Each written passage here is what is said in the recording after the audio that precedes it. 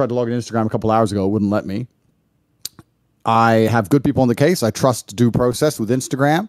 I'm actually quite understanding of their position. I do understand it very, very well. I'm not angry at them in any regard. It's not a big loss for me. It's not something I use too often. But I do understand their position because we're actually living in a world now where it's kind of strange. This is an unprecedented period of human history.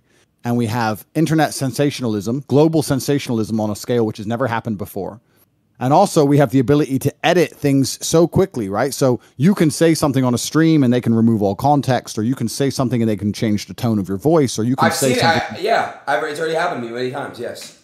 Exactly. And then what they can do is they can throw that in front of a hate mob, and then internet sensationalism can take control, and people can start to believe in narratives which are false, and then people have to take some kind of action against that. So I understand all these things. I understand that with great power and great influence comes great responsibility.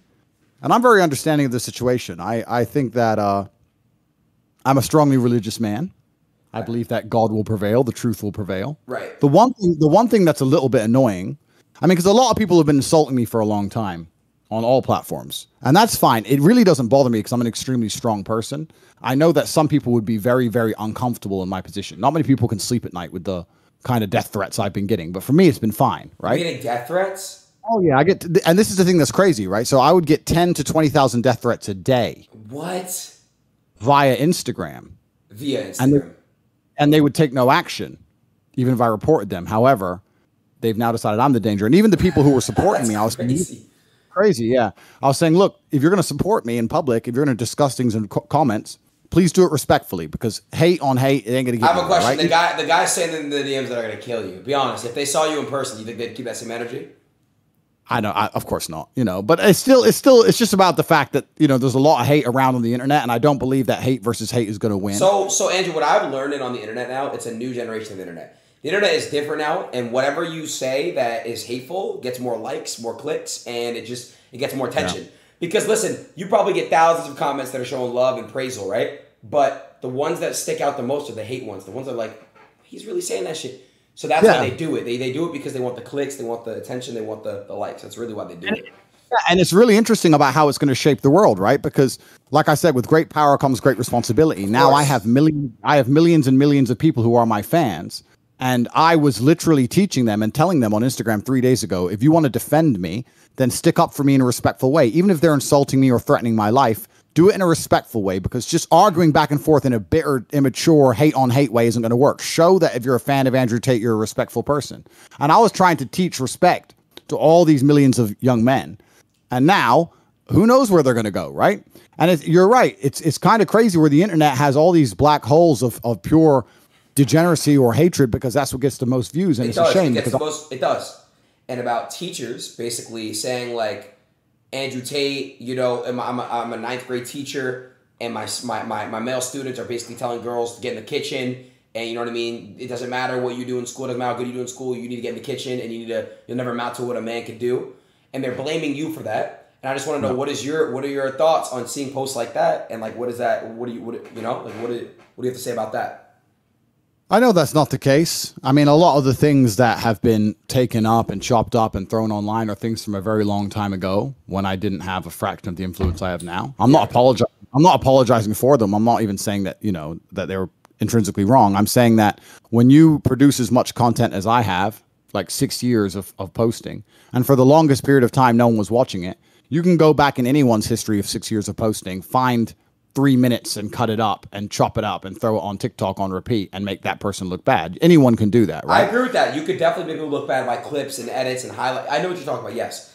Yeah. So that could happen to anybody. And then if a hate mob gets behind it and tries to purport that that's your only worldview, if people don't think critically and they don't sit there and look and analyze for themselves and sit there and go, okay, well, clearly a lot of this cannot be true, because this man is a free man. He has no criminal charges. He's never gone to jail. He travels around the world freely in and out of, Western countries. He has nothing against him. Obviously, these things aren't true, but some people don't think beyond the headline. They see the headline and they believe the headline instantly. Right. What's actually a bit inconvenient about the Instagram ban, the only thing that's inconvenient is, I'm going to send you a picture, Aiden, is that I launched an initiative to donate money to a charity aimed at protecting women against domestic violence. Have you seen this? Look, let me send it to you. Put the picture up. I've just sent it to you. So what was happening is I understood that some people who only viewed the headlines and didn't listen to me, because I've made countless videos of talking about how women need to be protected, how women need to be respected, how important are the women in my life, how much I respect my mother. I've done loads of things positive about women, but people who don't want to look into it and actually understand the real me, they would only view the headline and assume I was a bad person, right?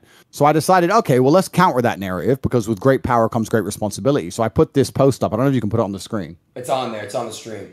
I had it actually up in the beginning. There it is, yeah. And I said that, look, a lot of people are confused because I'm trying to build men up and help men understand that they have a value too. Because I think in the world today, not many men feel valuable. I think a lot of men are very, very sad and depressed. And I'm trying to encourage the men to feel powerful and feel valuable. They think I'm trying to drag women down, and that's not the case. And I said, I think, and I'm speaking on the people that are trying to bring you down. So I took that off for a second. I think what people are trying to, so when I saw that teacher post, I see Reddit post, it's kind of like school just started, and now people are saying a bunch of things, like teachers are saying that they're overhearing their students say these things.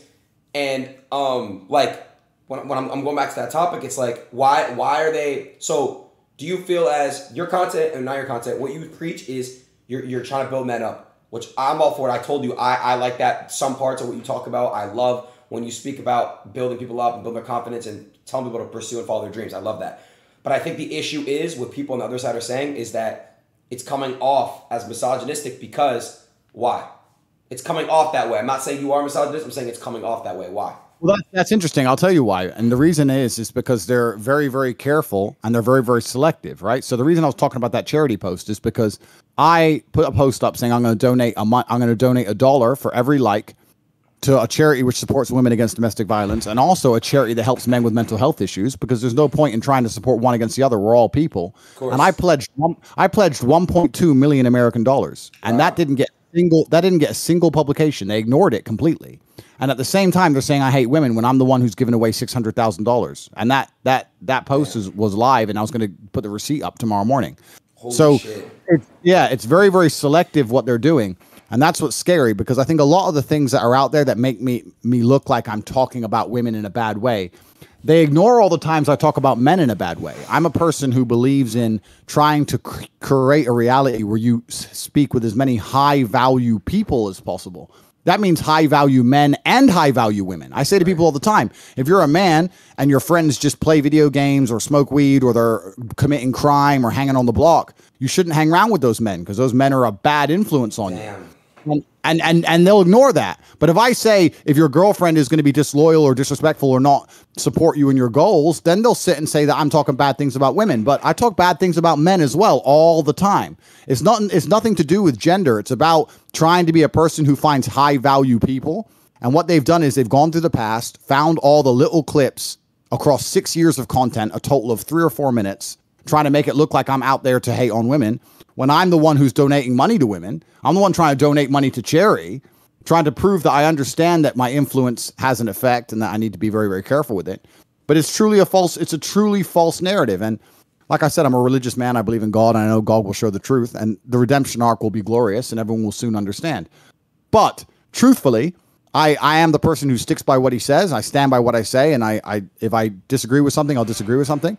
And I've said a lot of comments which are like tongue-in-cheek or joking or locker room talk, and I understand how that can be taken out of context. But all in all, the idea that I hate women is truly so far from the truth. And anyone who knows me personally knows that. And I think a lot of people on the internet know that, because since the banning, the outpouring of support has been monumental. It's been monumental. So a lot of people understand that I'm not a bad person in any regard. What's next for you? Like, what do you planning on doing next? Like, what's another goal? I mean, you kind of conquered the fucking social media world. It's it's on pause right now, not really, but kind of. But like, what's next for you? Like, what do you? Yeah. I mean, I've conquered the entire internet. That's done. I can still continue to do that if I so choose. Like, I can continue to conquer the internet. Like, losing Instagram doesn't change anything for me if I so chose. But I was always saying to everybody from the beginning that this is a 3-stage plan. And there was conversations about the fact that I might have to martyr myself to get to certain stages in the plan. Yeah. It's no big deal. Yeah. But my life's pretty much complete, bro. And I'm a lot older than you. There's not much for me to do. So Andrew, do you feel like you've beaten the game? No, I've hacked the Matrix and completely beaten the game. So I have you're done. I have everything I've ever wanted. So yeah, I've completely just beaten the game. I have everything I've ever wanted, and now the only thing left for me to do is just make lots and lots of beautiful children, and and raise them to have the same ideals I have. That's what's left for me. I mean, you're a bit younger than me, but at my age, you just have a bunch of children, you teach them the things you know, and you create a future generation. So there's future Andrew Tates. That's all there is for me to do. I don't need any more cars. 2 questions. First of all, would you adopt me? I don't know if you'd want to be my son, Aiden. Why? What is the son? Why? Because it'd be a hard life for you. Why? Because you're lazy and I wouldn't accept it. Fine. Okay. When you get married, can I come to the wedding? I want you there. Really, bro? You're hesitating? What the fuck? I don't know. Are you going to do anything like good in any way, or are you just going to be like an annoying? Yes, I'll give you a nice speech. What will you say at my wedding? Let's try the speech. Let's go. I'd raise a glass of sparkling water. Pretend this is sparkling water. Nice. Start. I like that. And I would just say, hey, man, this bald guy over here, he changed my life. And you're in good hands, whoever the girl is. And then I'd go, cheers. You can do better than that. Well, I have to really think about some shit. But that was just off the brain, off the dome. Yeah. I don't know if I'll let you come to my wedding. The fuck? But yeah, I don't know if I'll let you. But there's nothing for me to do but have a bunch of children. That's all I have to do, and then drive my cars around. There ain't really much to do. All right. Do you believe life is hard? If you're coming from nothing, how you came up, do you believe life is hard? Yes, but I believe how do you raise your children when you have everything? Like, what I'm saying is this, right? I've seen good, no dick suck shit. I already know the chat's going to be like, oh, I'm a dick sucker. But obviously, I'm friends with Bronny, who's LeBron's son. Yeah. Okay? Yeah. I love Bronny. It's like really one of the most genuine people I've ever met. And he's very humble, and he was raised like a non-brat, okay? He was raised a really, really good person, a really genuine person. So, obviously, he was raised correctly. How are you going to raise your children? Like, Yeah, you have to keep them away from the money. That's the first thing that's important. Because I was raised very poor, but now I have a lot of money. So I have to make sure my children are raised and they still feel poor. Because it teaches you gratitude, it teaches you work ethic, and it teaches you the realities of the world. So that's the first thing that has to happen. And there's lots of ways that could happen. But I know that, I mean, raising children, I don't think it's really that I know that everyone's going to go nuts. It's not as difficult as people pretend it is. I'm a good role model for my children, so they'll want to replicate me and want to imitate me. So by that, I just need to keep them alive and make sure that they're okay. I'm not going to spoil them in any regard. I don't believe that them having money is a good thing. I think having money is a bad thing as a child. I don't want them to grow up to be, like a lazy gamer who just sits on Twitch all day. I'd hate that. Oh, really? You would? Yeah, that would really offend me if my child was just some lazy gamer drinking sitting around Miami. Fair enough. And if I ever have some children, I wouldn't want them to be a bald, I'm gonna be careful. Keep going. Let's go. Keep going. I'm not gonna do it, bro. I'm not. Come on, I'm ready.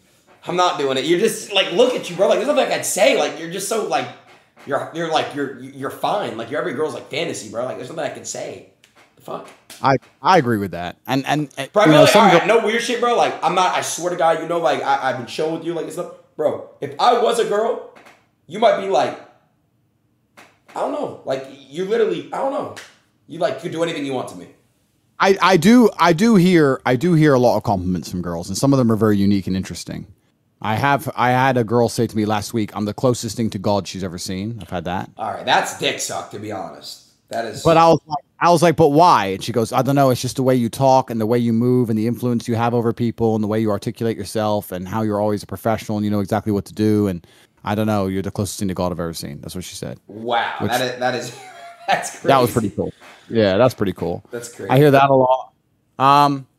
I hear that, I hear the normal stuff that a lot of men. Well, no, a lot of men don't hear, but you'll be surprised. A lot of girls are complaining there's no real men left. I hear that all the time. You're the last real guy. You're the last real man. Blah blah blah. I hear that all the time.